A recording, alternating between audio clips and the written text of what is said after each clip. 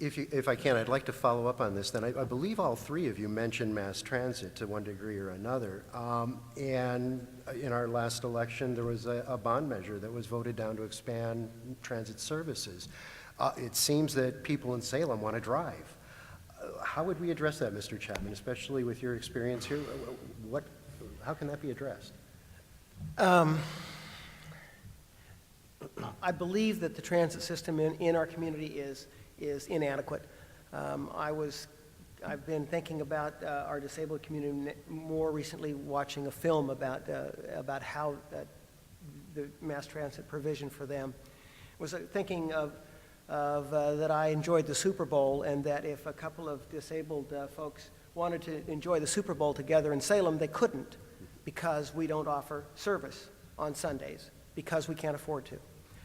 I believe the transit system is spending its money wisely and doing the best it can with the money it has. But at this point, our service simply is not frequent enough and is not spread out enough. We went out for 2 levies, once in May of 2006, and got a winning percentage, but failed because of the double majority. Went back out again in November of 2006 and failed by a couple of percentage points, or less than a percentage point, I think. So I believe it is primarily a funding issue, and convincing the community that this is a resource and that it is more than transit. It is a resource for all the community.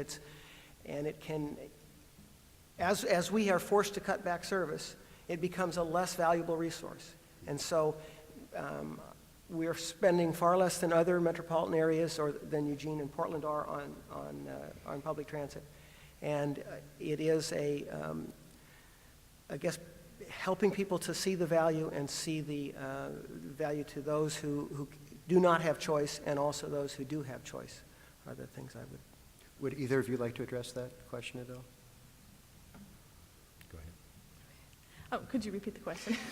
Yeah, I was just following up on this, since mass transit seemed to be one of the alternatives that would be considered along with the third bridge, and yet that doesn't seem to be viable at this point. I'm just wondering how we can address that.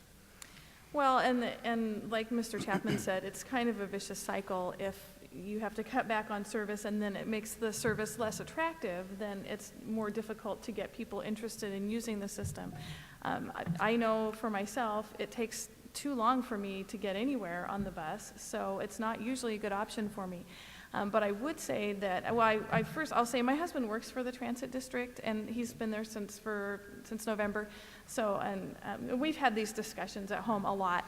But I think there's huge potential for transit in Salem, and I think that as the city has to look at the transportation plan that it has, I think as they look at some of the mandates put forth by the legislature for reducing greenhouse gas emissions, I think that is something that we're going to need to look at, and it probably will take the city council and the transit district sitting down together and working out those issues, as well as other jurisdictions that might have interest in that, such as Marion County, Polk County, or the state.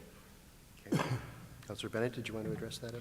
Well, I had a chance to talk about it just briefly, but it is part of a mix of solutions. I mean, we can all sit around and talk about the long-term ill effects of whether it's global warming or overcrowding or all the rest of the package of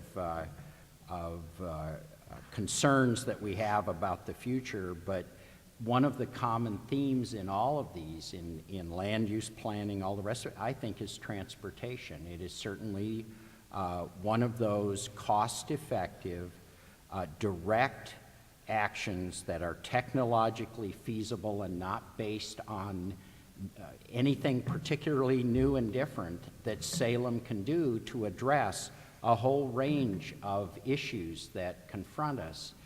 The question is, and it's the question when you deal with any of these kinds of issues, will this kind of clear, reasonably low-tech solution excite the public imagination enough to pay for it?